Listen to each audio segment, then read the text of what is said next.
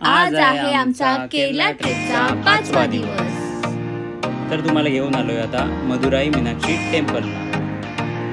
Temple बघा किती सुंदर आहे। आम्ही फोटोजही काढले, फॅमिली सोबतही काढले।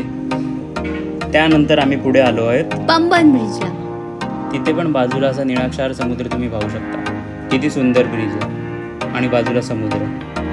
फॅमिली सोबत पण फोटो झाले आमचे तिकडे। नंतर आम्ही आलो रामनाथ स्वामी टेम्पल, रामेश्वरही बोलतात त्याला। तर तिथे पुरुषांसाठी धोती लुंगी काही म्हणू शकता ते गरजेचंच आहे। तर त्याशिवाय तुम्हाला तिथे एंट्रीच देत नाही। तिथे पण समुद्र आहे, तो पण सुंदर समुद्र आहे। तिथे पण आम्ही फोटोज काढले, बघा तुम्ही बघू शकता।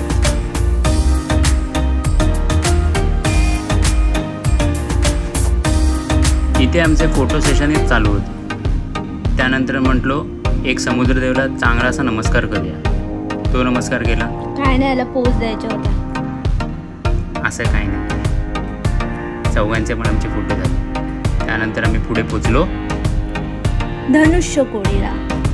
धनुष्यकोडीला पण तुम्ही तिथे खूप सारे छोटे छोटे शंख शिंपले, परत काय काय तुम्हाला डिझाईनवाले स्टॉल मिळतात।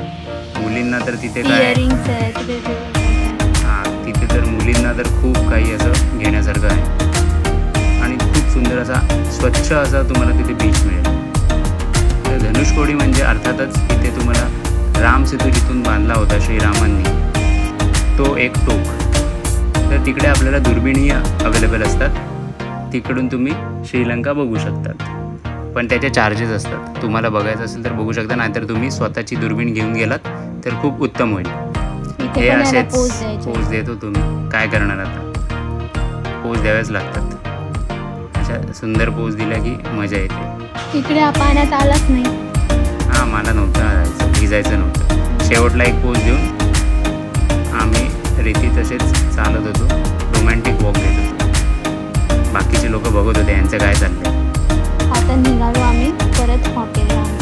ते सगळं करून झाल्यावर आम्ही निघालो घरी। घेऊन येऊ 6वा दिवस।